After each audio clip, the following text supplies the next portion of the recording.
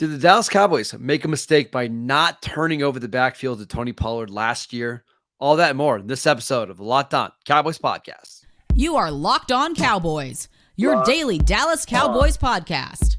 Part of the Locked On Podcast Network, your team every day. Locked on Cowboys. Locked on Cowboys. Welcome back to the Locked On Cowboys podcast, part of the Locked On Podcast Network, your team every day. We'd like to thank you for making us your first listen of the day. I am your host, Marcus Mosher. You can follow me on Twitter at Marcus_Mosher. Joining me today, as always, is Landon McCool. You can check him out on Twitter at McCoolBCB. You can go follow our show on Twitter at Locked On Cowboys. Landon, today we're talking about the Cowboys running back position, from last year, this year, and then kind of going into future years. But my first question for you is, did the Dallas Cowboys make a mistake by not turning this backfield over to Tony Pollard sooner? Well, I think, we've talked about a little bit. I mean, obviously, we've been proponents of getting Tony Pollard some more touches for a couple of years. And I think that that's a balance that the Cowboys were always trying to work out between him and Zeke while Zeke was still here. I think that last year's combination, or at least the kind of mix, really was a good mix. I think that trying to kind of target Pollard somewhere between 200 to 250 carries a season. I think that's probably the amount that you want to get, that you're not going to be worried about, hurting his viability later in the season. We saw something. I think he ended up with something just under 200 carries last season, and I think that they definitely were being affected by the Zeke contract. I think that that's obviously a part of it that has to be acknowledged, right? But I think at the same time, there's 500 plus carries that you're probably going to have during the course of the season. And I just think that the thing that makes Pollard so special is the explosiveness. And do you lose an element of that later in the season as he starts to incur more and more touches? I think that that's a legitimate question. So I do think that even with Zeke gone, obviously I expect an increase in carries and touches from Pollard, but I would say that I don't know that the Cowboys should stray too far from that kind of 250 carry area, because I just think that I think that if you do, you may lose the kind of special trait that Pollard has as the season kind of gets later on in the year, and he starts taking on all those hits. It also probably depends on what your future plans are with Tony Pollard, right? If you have no intention of re-signing him or giving him a contract extension, I mean, I know it sounds really bad, but maybe you do run the wheels off. Yeah, I mean, you DeMarco Murray him a little bit. Now, I don't think I love Tony Pollard, but he's not that kind of player where you can give him 400 touches and he's going to make it through the season without losing speed. Like that's too many touches. However, I still think the Cowboys could have used him more, especially early in the season last year. Zeke looked good early in the year, then started to wear down. I think by about week 7 or week 8 that's when we should have seen Pollard consistently getting 14 to 15 carries a game, 3 to 4 receptions, because it was painfully obvious that Pollard was just the better player. And for whatever reason, it was still Ezekiel Elliott that was he was the guy that was locked into getting 16 touches every game, regardless of the game situation. Well, I mean, I do think that part of this is the fact that you have to realize that, like, there's two things here. There's the wear and tear for the career that you have to worry about, but I also think that there's an in-season wear and tear that happens, right? Like the efficiency sort of kind of goes down as you start to get more and more touches, and that just makes sense. It's a long season, so I think that, look, there is going to be anywhere from, again, maybe another 250 plus carries on this team that are not going to be Tony Pollard, right? So I think that I just think that we can haggle over at least. I mean, so last year Ezekiel Elliott had 231 carries. Malik Davis had 38 carries, and then you had a bunch of other guys like, Dak had 45, CD had 10. So yeah, you're looking at 225 to 275 carries that aren't going to go to Tony Pollard. I think right now what we're doing is we're haggling over the 25 to 75 carries, right? Like seriously, like I think because we just know that Pollard, even if your idea is okay, Pollard's on a 1-year deal, he's on the franchise tag, we don't plan on bringing him back. Even if the idea is to put the pedal in the metal, we're not caring about Tony Pollard's long-term situation. Like even in that situation, I don't think you give him 300, 350 carries because you want his explosiveness to remain by the end of the season. So I do think that Tony Pollard is the featured back in this offense. It should be the featured back. But I think that because of the nature of the position and frankly, all the things that we talk about with running back, how an average running back can give you solid production relative to the cost, right? I think that there's something to the idea that, hey, as long as you've got another guy who could incur, some of these carries at 3.8 to 4.0 yards per carry, while Pollard's off the field, I think that you are okay with giving a combination of young running backs, maybe another veteran running back, somewhere in the area of 300 plus carries, simply because you want to maintain the kind of trump card, the explosiveness that makes Tony Pollard truly special throughout the season, not just so he's a highlight machine in September and October, but that he's burning defenses in December and January.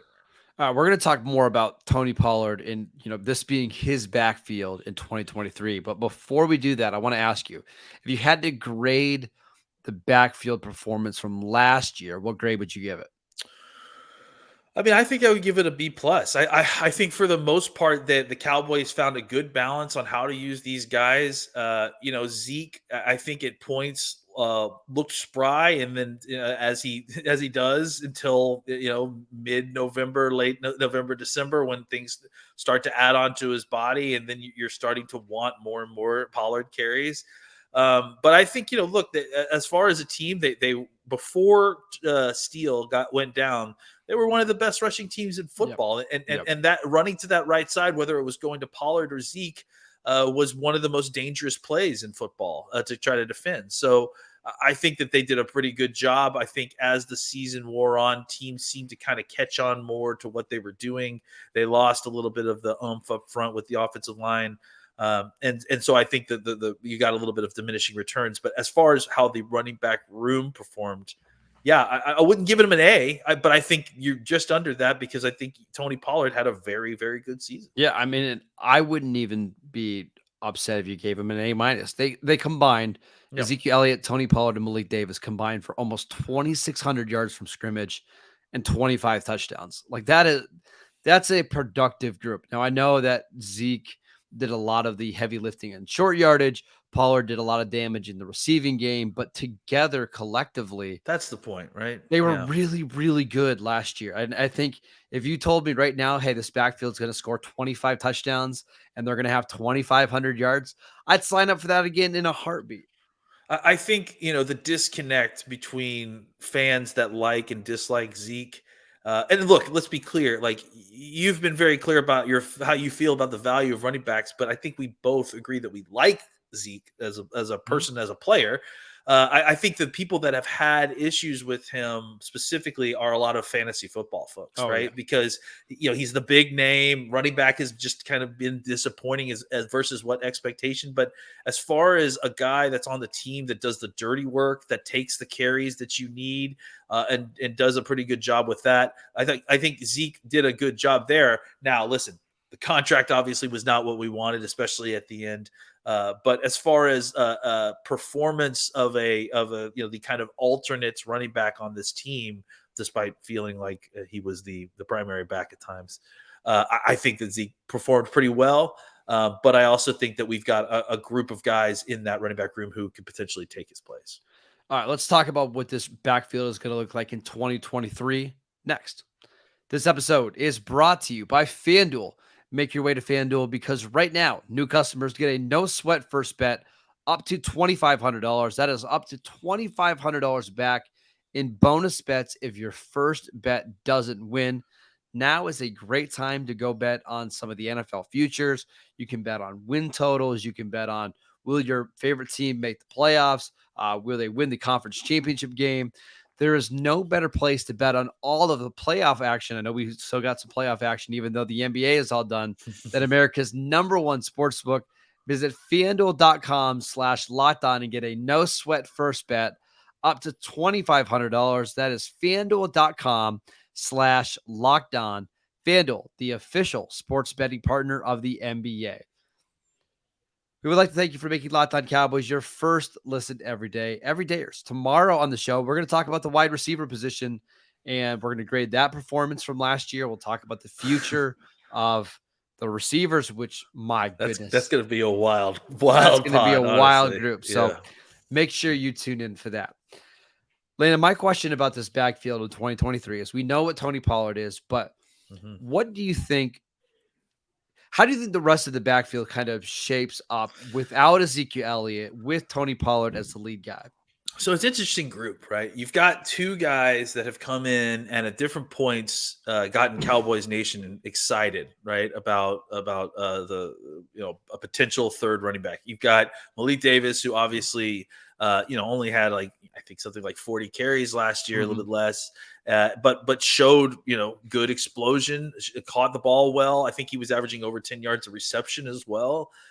So he showed you something, and I think he also had shown you a lot during training camp, to the point where he was able to kind of grab hold of the reins of that kind of third running back job away from another guy, Rico Gathers, who the Cowboys. Rico Dowdle. Always do the Rico Gathers. Rico Dowdle, the former South Carolina running back, who I think had a very similar sort of whetting of Cowboys' appetites at different points during the preseasons of the previous few years. He's battled some injuries lately, which has really been unfortunate. But I think what you saw in Dowdle was a guy who was a bigger back. He's like 6 foot 215, I think, and he's explosive still. He has a very intriguing athletic profile for a running back. So I think you have two guys who, if they can stay healthy, can provide a competition that could lead to one of them being the running back 2 on this team, or potentially running back 3. And we'll talk about Vaughn and where he fits in here. But I think that you start there. We start with these two kind of veteran-ish, but still younger running backs who still have not kind of had their careers take off yet, and they'll be kind of competing for snaps. And then obviously I think you've got a situation with Deuce Vaughn where you've got a player who's created some excitement in the building. He clearly is electric with the ball in his hands. I think what we're triangulating now here is, how much can we use him? How can we use him? What's the best way to kind of use him and preserve? It's a very similar to a Tony Pollard conversation. Like, what's the best way to use him and still preserve what makes him special throughout the season? And I think that you've got this situation where you've got a top guy who's your franchise guy. You've got these 2 or 3 guys in the middle in Davis and Gathers. You've got a rookie in Deuce Vaughn, who you've got some explosion, and that you feel like you can be kind of more of a gadget back or take over that Pollard role if you wanted to. And then you've got a guy like Ronald Jones who comes in and you just don't know what you're going to get from Ronald Jones, right? He's had a very X factor to me in a good and bad way, right? Like, yeah, exactly. Would it be shocking to you if the Cowboys cut him on like August 15th, because it's just clear that they have 2 or 3 other guys they like more? We've already predicted that he would be cut, at this point. But would it be shocking the other way is if, okay, hey, new change of scenery, a team that believes in him, and all of a sudden, hey, he's the clear cut number 2 and he's going to be your short yardage back and all that kind of stuff? Honestly, I think that the reason my excitement is tempered about Ronald Jones is because I was a Ronald Jones fan coming out of USC, and I expected all these great things when he went to Tampa, that he was going to be this explosive big back. I mean, look, he didn't have. I remember, if I'm correct, the knock on him coming out of college was that he didn't have a lot of receiving chops, right? But basically none, right? But he had the body and the type of athleticism that you really wanted to see as a receiving back, right? Like he has explosion, he's big, he's hard to tackle. He just dealt with injury and expectation problems, and at times a bad team, and it just felt like. You're 100% right. And like, I feel like all my faith has been drained out of Ronald Jones, but there is still a talented player there, I assume. And it could be a situation where he was in a bad spot and a change of scenery may really, really help him. So I wouldn't be surprised if Ronald Jones, like 3 weeks into training camp, we're like, oh yeah, obviously Ronald Jones is the backup running back. What were we thinking before that? But it could easily go that he gets cut 2 weeks into training camp too. It's really hard to predict at this point what you're going to get from him. He's also a little weird because coming out of school, he was 5'11", 205. Yeah. And ran a 4.48. I just looked at his measurements a couple of days ago, and I think when he was with Tampa, he weighed 227. Like he reinvented his body. Like he's one of these guys, like it's almost like DeMarcus Lawrence, right? Remember how we talked about how as he got older, he kind of reshaped his body. Ronald Jones did that, and he's only like 4 years into the league. I know. And but the thing is, I don't like him at that size. I'd rather have him be slimmer and have a little bit more of your quickness, because I feel like he's almost a tweener in the bad way, where you're not really a power back at 227 pounds, but you've lost kind of your trump card with your speed and your quickness at that size. And I get why. I think it was Bruce Arians wanted him to bulk up, because he wanted him. He went through this thing in Arizona with JJ Arrington and Andre Ellington, where he had all these little backs, and every time that they tried to play them and make him a featured back, they always got hurt. So they bulked up Ronald Jones so he could be more durable, and it zapped him of everything that made him special. So maybe we see Ronald Jones, look a little slimmer, a little trimmer in training camp. I think he's one of those guys that I think we're going to know within like a week and a half whether it's going to happen or not. Yeah, I mean, honestly, it's all about how he looks physically. He just never developed a lot of the kind of elite instincts and kind of skill set that was, to make him the feature back. And honestly, like, I mean, how long did Tampa waste just kind of like trying to ham fist him into that role instead of, getting another running back in to help him? So look, if he comes in, it just shows you the spectrum he could be on, right? Maybe he's lost 10 pounds and he's the quicker guy. Maybe he's still at 220 and the Cowboys are trying to make him the bulldozer. It's just his list or spectrum of potential outcomes is just all over the place. So I really have no idea what to predict for the last thing that I'm curious to see is, what do the Cowboys want to complement Tony Pollard with? Is it another quick guy that can make plays in space like Deuce Vaughn? Is it more of a Malik Davis who's a between the tackles runner? Or is it somebody else? Is it somebody they trade for? Is it somebody they signed? Do they go out and they grab Leonard Fournette? Do they sign Ezekiel Elliott back just to be a short yardage running back? I think that's one of the unanswered questions that we're going to learn pretty quickly into training camp, into the preseason, and into the regular season, because other than that, I think we know that it's just going to be a lot of Tony Pollard this season.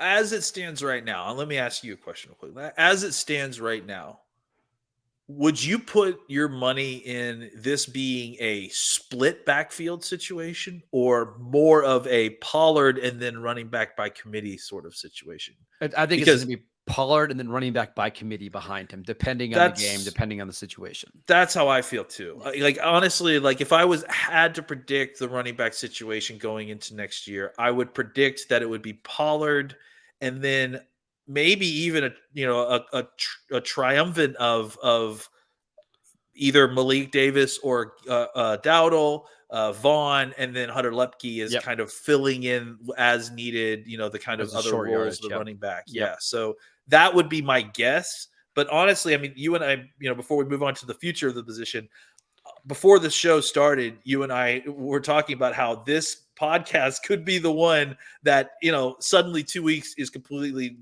all the angles have changed because, there's just so much that could happen at the position, in the next few weeks through training camp that could really change all the angles, almost instantaneously. All right, let's talk about what this position looks like going into 2024 and beyond next. All right, Landon, there is a lot of unknowns for this Cowboys backfield kind of after this season because Tony Pollard playing on the franchise tag, who he signed it pretty quickly, which tells you, I don't think the Cowboys were all that interested in giving a Pollard, a long-term contract.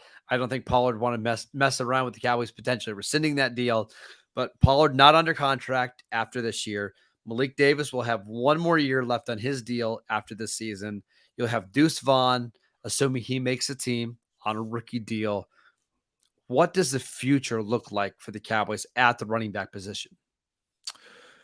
Well, it's interesting, right? I mean, obviously Vaughn is the guy that they drafted, and there's some hype around that. And I have to think that if they get positive returns from him, he's going to be a part of this future, right? Maybe he's even the new Pollard in that situation. Let me ask you a question, honestly, to return again. Let me ask you, if Tony Pollard had not been injured by the end of the year, do you think the Cowboys still re-sign him? Do you think the Cowboys so easily re-sign him in a franchise tag situation? The reason I'm asking is because I wonder if the reason that Tony Pollard came back so quickly is because he's injured and he knew that this was really kind of the best situation for him to put his best foot forward for next year. Because it guarantees him basically $11 million, right? And he probably wasn't going to make that much money on the open market. I can almost guarantee you that he was. You look at even healthy. You saw what Miles Sanders, who made the Pro Bowl, he got 4 years, $22 million, and I think $11 million guaranteed. Which again, Tony Pollard got $11 million guaranteed on the franchise tag. David Montgomery, I think, got $6 million a year.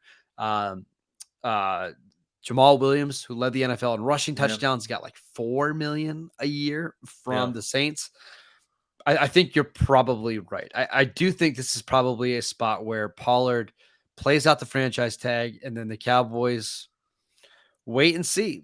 Does Malik Davis develop? Does Deuce Vaughn look like he could be a potential replacement? Well, that's why I think that to get to the question about the future, that's why I think that we'll see a lot of Malik Davis and a lot of Rico Dowdle this obviously this preseason, obviously in training camp. But I honestly think that there's a good chance that they don't go get a veteran running back. They see what they've got in Malik Davis and get almost did again Dowdle if they can make it to the season healthy. Because I think that you can obviously. You need to have a situation. You need to have a plan for the future unless you go into the draft next year planning on drafting a running back, which, I mean, is not a problem necessarily because you can draft a guy in the 3rd or 4th round and make him your starter. And that seems pretty reliable. But I think that the Cowboys would like to kind of kill two birds with one stone as far as the season goes and get a reliable backup situation behind Pollard. But also try to figure out if they've got something in some of these other running backs that's enough to build on the future starting next year. Maybe a combination of Dowdle and Davis and Vaughn is what you're looking in. Lipke is your future running back. That's my guess as well. Is that the Cowboys are hoping that one of the 3 or 4 names that you mentioned steps up enough that when they draft a rookie next year, let's say in the 2nd round, those two are good enough to kind of hold down the backfield in 2024. That's kind of my prediction here. Maybe it's Malik Davis in a 2nd round pick, or it's, Deuce Vaughn in a bigger back that you draft at pick 43 or something like that next year. That's the direction I'm leaning. I have a hard time thinking Tony Pollard's going to come back after the Cowboys franchise tagged him. Because you can't franchise tag him again because the number goes up even more to 13, 14 million. Yeah. I just don't see them doing that. And I don't know if the Cowboys are going to be able to pay Tony Pollard a contract extension, especially when they've got the Micah Parsons, the CeeDee Lamb, the Trayvon Diggs, so much coming up, and the Terrence Steele contracts all coming up. So that's my prediction. Any final thoughts? Yeah, I mean, I think that the truth of the matter is that hopefully the Cowboys kind of learn their lesson a little bit and they'll continue to kind of go cheap. I mean, obviously they just spent $11 million for 1 year in running back, but I don't think that necessarily foretells At least it's an not a interest. long-term commitment, Yeah, right? You can stomach it for listen, I didn't love it, but you can stomach it for 1 year. But once you get tied up future money and guaranteed money down the road, that's when it gets really hard. Yeah, absolutely. And I think the Cowboys, understand that it's important to kind of figure out what the future kind of looks like because you're constantly having to refresh that position. Yep. And what the Cowboys need to avoid doing is what they've done in the past where they've stuck with a group of guys, maybe too long without kind of getting a next in line plan going. Yeah. I think it worked out with Pollard a little bit so far, but I do think that part of the reason that they got into the situation with Zeke is they just didn't have a situation to create any leverage for themselves not to get into that contract. So Exactly. They need to find a way to avoid that in the future. All right, that is it for today's show. We want to thank you for making Locked On Cowboys your first listen of the day. You get it every day, so we're going to be talking about the wide receiver position tomorrow. So be sure you tune in for that. You can download the podcast wherever you get your podcasts. We are free and available on all platforms. Go check out our show on YouTube as well. Go follow Landon on Twitter at McCoolBCB. I'm at Marcus_Mosher. We'll see you next time.